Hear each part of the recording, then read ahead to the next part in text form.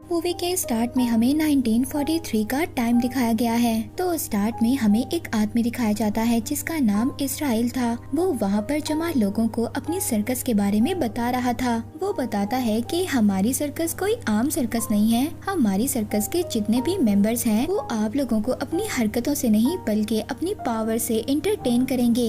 इसीलिए आप लोग हमारी सर्कस को देखने के लिए जरूर आएं। इसके बाद हमें सर्कस के अंदर का सीन दिखाया जाता है। सबसे पहले हम इनके सर्कस में इनके फर्स्ट मेंबर को देखते हैं जो कि एक लड़का था। इसके पास ये पावर थी कि ये किसी भी इंसेक्ट को अपने काबू में कर सकता था। तो वहाँ पर वो जुगनुओं को अपने काबू में कर लोगों को एंटरटेन कर रहा था। ये सब देखकर सब लोग बहुत ज्यादा हैरान हो रहे थे। फिर इसके बाद इनकी टीम मेंबर का दूसरा आदमी जो कि एक जोकर था। इसके पास मैग्नेटिक पावर थी। ये अपनी बॉडी से किसी भी लोहे की चीज को चिपका सकता था। और फिर उसके बाद बारी आती है तीसरे मेंबर की। इसकी बॉडी पर हर जगह बाल थे और ये एक बंदर की तरह नजर आता था, मगर इसके पास आम इंसानों से ज्यादा पावर थी। और इसके पास ये पावर थी कि ये सख्त से सख्त लोहे को आसानी से मोड़ सकता था। लास्ट में आती है इनके ग्रुप में एक लड़की। इसके पास इलेक्ट्रिसिटी की पावर थी।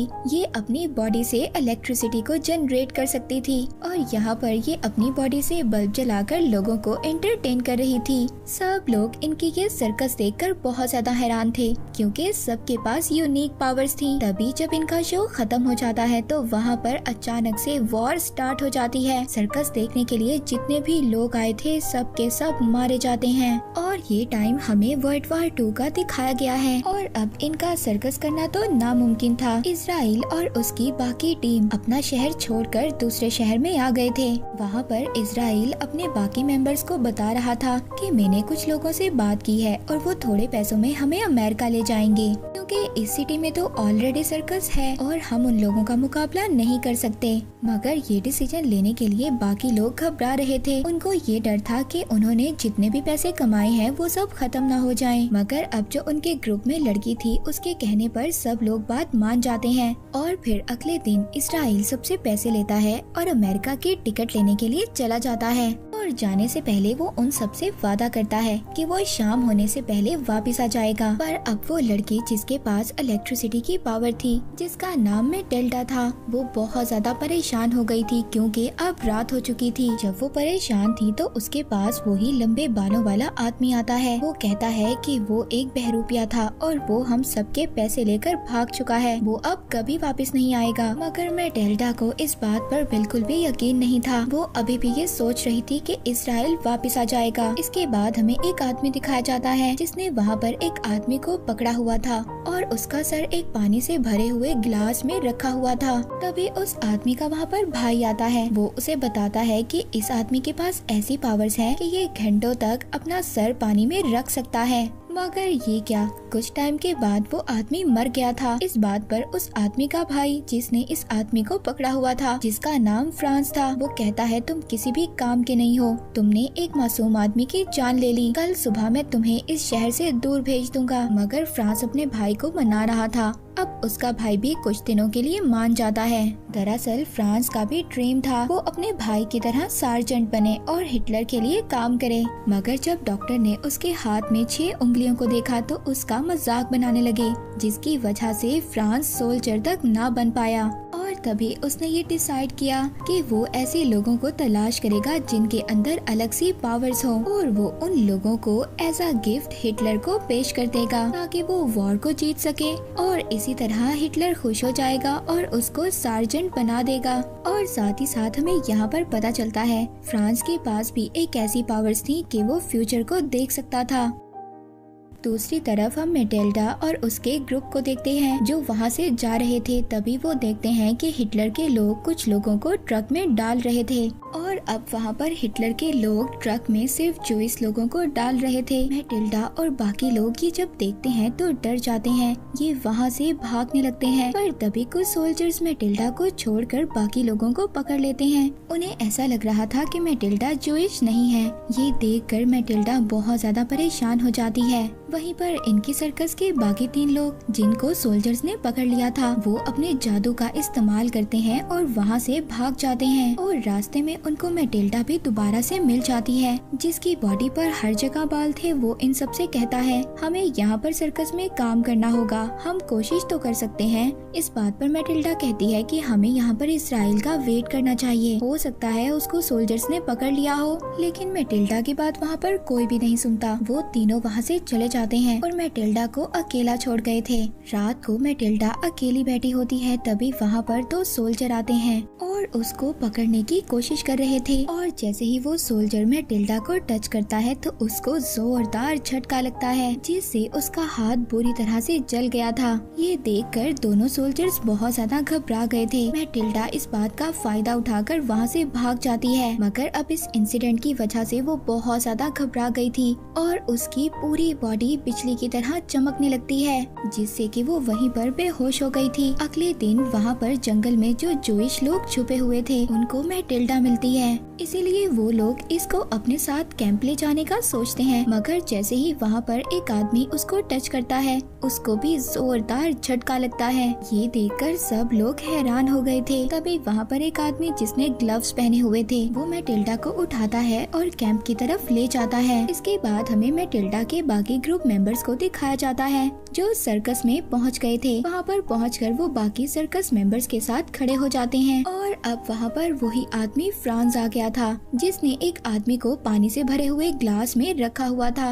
वो वहाँ पर आकर वो उस बौने आदमी और जिसकी बॉडी पर हर जगह बाल थे, इन दोनों को सेलेक्ट कर लेता है। मगर ये देखकर उस लड़के को बहुत ज्यादा गुस्सा आ गया था, जिसके पास ये पावर थी कि वो इंसेक्ट्स को कंट्रोल कर सकता था। और तभी वो गुस्से में सभी कॉकरोचेस को वहाँ पर बुला लेता है और एक सिंबल बनवाता है। ये देखकर फ्रांस बहुत ज्यादा खुश हो जाता है और उसको भी सेलेक्ट कर लेता है। दूसरी तरफ हम मैटिल्डा को देखते हैं, जिसको होश आ गया था। वो अपने आप को एक कैंप में पाती है। वहाँ पर कैंप का लीडर मैटिल्डा से सवाल कर रहा था कि तुम कौन हो और कहाँ से आई हो, और तुम्हारे पास बिजली का झटका देने वाली पावर कहाँ से आई, और क्या तुम इस पावर से हमारी मदद करोगी। वो उस आदमी की बात सुनकर कहती है कि मैं अपनी पावर का यूज गलत नहीं करती, मैंने कभी भी किसी को अपनी पावर का यूज कर नहीं मारा। ये सुनकर उस लीडर को बहुत ज्यादा गुस्सा आ गया था। वहीं पर हमें सीन दिखाया जाता है उन तीनों सर्कस मेंबर्स का, जिनको अजीब तरह से टॉर्चर किया जा रहा था, ये पता करने के लिए कि इनके अंदर पावर्स हैं भी या नहीं।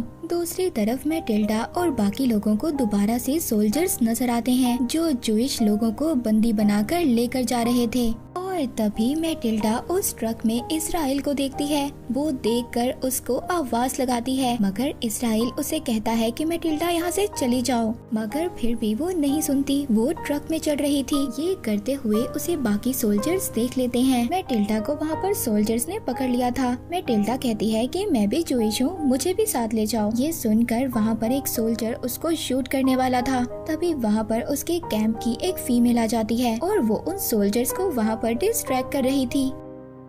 तभी वहाँ पर उस कैंप के कुछ लोग आकर सोल्जर्स को मार देते हैं। जो इसराइल के ट्रक का ड्राइवर था वो ट्रक लेकर भाग गया था। इसराइल जो के बंदी बना हुआ था, वो उस ट्रक से कूद भी नहीं सकता था। मैटिल्डा दोबारा से अकेली रह जाती है। जब वो कैंप में दोबारा आती है तो कैंप का लीडर उससे पूछता है कि तुमने सोल्जर के सामने अपनी पावर्स क्यों नहीं दिखाई। इस बात पर मैटिल्डा उसे कोई भी जवाब नहीं देती। वो लीडर उसको बहुत ज्यादा मारता है। मैटिल्डा उसे कहती है कि मेरी पावर्स की वजह से मेरी मदर की डेथ हो गई और मैं ये नहीं चाहती कि मेरी पावर से कोई भी मरे। ये सुनकर सब लोग बहुत ज्यादा उदास हो गए थे। मैटिल्डा वहाँ पर जोर जोर से रोने लगती है। इसके बाद हम फ्रांस को देखते हैं, जो कि अजीब किस्म के ड्रग्स ले रहा था, जिससे उसको फ्यूचर के विजन्स आने लगते हैं। उसको अपने विजन में एक मोबाइल नजर आता है और उस मोबाइल में चलती हुई वीडियो, जिसमें वो देखता है कि नाजी यानी कि हिटलर के लोग ये वॉर हार जाएंगे, जिससे कि वो बहुत ज्यादा घबरा जाता है। और तभी वहाँ पर उसको मैटिल्डा और बाकी लोग भी नजर आते हैं और ये देखकर वो समझ गया था कि यही लोग हैं जिनके पास पावर्स हैं। मुझे तो इन्हीं का इंतजार था। और फिर वो जल्दी से उनका स्केच बना लेता है। और फिर अगले दिन हम मैटिल्डा को देखते हैं जो अपने ग्रुप के लोगों को ढूंढने के लिए सर्कस के पास आ गई थी। सोल्जर्स को उस पर शक हो जाता है, वो वहाँ से भागने लगती है और भागते भागते फ्रांस के ही कमरे में आ जाती है। वो वहाँ पर उसको बेहोश कर देता है और एक बल्ब को उसके होंठों से टच कर चलाता है, ये पता करने के लिए कि ये वही विजन्स वाली लड़की है। और जब बल्ब जलता है तो उसको यकीन हो गया था कि ये वही लड़की है। अब रात को जब सर्कस का प्रोग्राम रखा जाता है तो वहाँ पर फ्रांस सबको बताता है कि आज मैं आपके सामने ऐसे लोगों को पेश करने वाला हूँ जिनकी पावर्स का यूज कर हम इस वॉर को जीत सकते हैं। और इतना कहकर वहाँ पर वो एक पिंजरे में उन तीनों को लेकर आता है जो मैटिल्डा के ग्रुप मेंबर्स थे, और दूसरे पिंजरे में मैटिल्डा थी जिसको देखकर उसके ग्रुप का जोकर, बालों वाला आदमी और इंसेक्ट पावर वाला लड़का खुश हो जाते हैं। पर तभी मैटिल्डा के पिंजरे में एक शेर को डाल दिया जाता है। फ्रांस वहाँ पर उससे कह रहा था कि इस शेर को शॉक देकर मार दो ताकि लोग तुम्हारी पावर्स को देख सकें। ये सुनकर मैटिल्डा बहुत ज्यादा घबरा जाती है और वहाँ पर शेर भी बहुत जोर से दहाड़ रहा था। तभी मैटिल्डा अपना हाथ आगे करती है उस शेर को शॉक देने के लिए, पर तभी वो शेर मैटिल्डा के साथ ही खेलने लग गया था। ये देखकर सब लोग बहुत ज्यादा हंसने लगते हैं और फ्रांस को बहुत ज्यादा गुस्सा आ रहा था। और तभी वो उसके बाकी मेंबर्स पर गन को पॉइंट कर लेता है, कहता है कि जल्दी से अपनी पावर्स दिखाओ वरना मैं इन सबको मार दूंगा। पर तभी फ्रांस वहाँ पर फिसल जाता है जिससे सब लोग हंसने लगते हैं। फ्रांस वहाँ से गुस्से में चला जाता है और अपने असिस्टेंट को ये ऑर्डर दे देता है कि मैटिल्डा और उसके साथ जितने भी लोग हैं सबको मार दो। इसके बाद मैटिल्डा और उसके ग्रुप के लोगों को एक कमरे में बंद कर दिया जाता है। उस कमरे में एक बर्नर जला दिया गया था, उससे बहुत ज्यादा आग निकल रही थी। वो उस जगह से निकलने की कोशिश करते हैं मगर नाकाम हो जाते हैं। और अब मैटिल्डा यहाँ पर अपनी पावर्स यूज करती है, वो डोर को ब्लास्ट कर देती है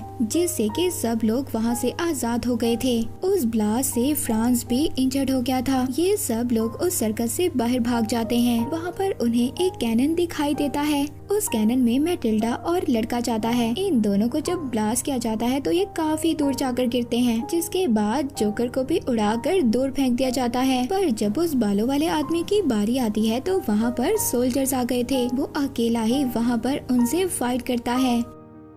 तभी वहाँ पर एक फीमेल कुछ घोड़े लेकर आती है। ये लेडी बिल्कुल इसके जैसी ही लगती थी। ये उससे एक घोड़े पर बैठकर मैटिल्डा और बाकी लोगों के पास पहुँच जाता है। दूसरी तरफ हमें फ्रांस को दिखाया जाता है जिसके पास उसका भाई आया था और वो कहता है फ्रांस देखो बहुत हो गया, मैं तुम्हें अब इस शहर में नहीं रहने दूंगा। इस बात पर फ्रांस को बहुत ज्यादा गुस्सा आ गया था और वो अपने भाई पर अटैक कर देता है और अपने भाई का गला दबाकर मार देता है। जिसके बाद वो अपने भाई के कपड़े पहन लेता है और अपनी 6 फिंगर को काट देता है और सार्जेंट बनकर बाहर आ जाता है। इसके बाद मैटिल्डा और बाकी लोगों को देखते हैं जो एक ट्रेन के पास आ गए थे। इस ट्रेन में इजराइल और बाकी जूइश को इस शहर से बाहर भेजा जा रहा था और इसीलिए अब वो उस ट्रेन पर जैसे ही कूदते हैं वो सोल्जर्स वाले डब्बे में आकर गिर जाते हैं। पर वो लड़का बाहर ही लटक जाता है जिसके पास इंसेक्ट्स को काबू करने की पावर थी। उसको वहाँ पर बाहर कुछ मधुमक्खियाँ नजर आती हैं। जब अंदर सोल्जर मैटिल्डा और बाकी लोगों को मारने वाले थे